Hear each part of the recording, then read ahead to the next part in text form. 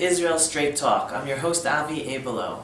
Yesterday we dealt with the question about what about freedom for the Arabs who live in the greater Israel.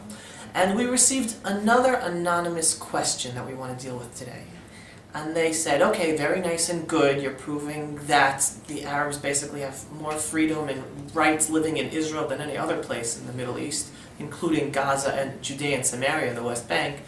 But what about freedom of movement? Because there are roadblocks that Israel uses, and that's not right. So, very good question, and I'm glad you brought it up. And every good question is a good question. The answer is very simple. Roadblocks are used as a security measure in order to stop terrorists from doing terrorism against the Jewish populations in Greater Israel. Now, imagine wherever you live, you had a neighboring country shooting rockets at you, or having suicide bombers, or kidnapping your soldiers. You would expect your government to use whatever resources at its arsenal to stop that aggression. And believe it or not, roadblocks are something that are very effective because it stopped potential terrorists from being able to get where they want to get where they want to go in order to do their terrorist acts. Security of your population is one of the most, if not the most important thing a government should be responsible for, and the Israeli government does that in order to protect the Israeli population, both Jewish and Arabs, because Arabs get injured also in terrorist attacks around Israel. Now, I want to take you a step further. Let's talk about freedom of movement.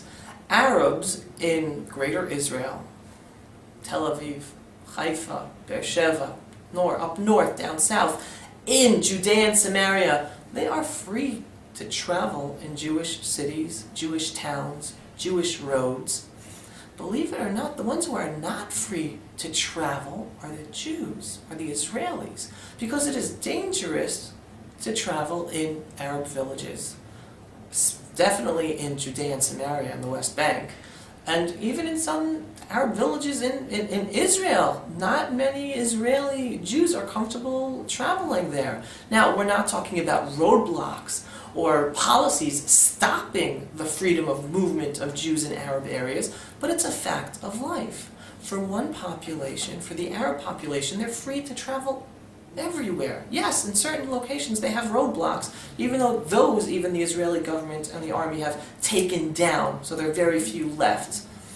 But they can travel and go shopping in our stores, through our towns, through our cities, freely. They're not afraid of anyone attacking them or doing anything. But for me, if I travel around Israel and I travel around Judea and Samaria, I do not want to, even by accident, end up in an Arab village or an Arab city, because there is a very big chance that either I'll be kidnapped, or maimed, or murdered.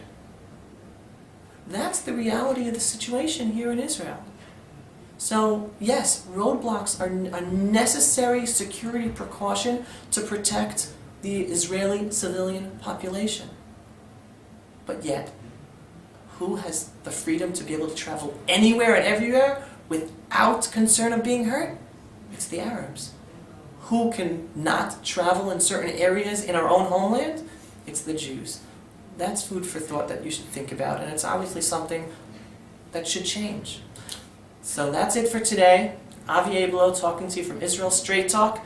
Let's all try to help make the world a better place. Thanks for joining us.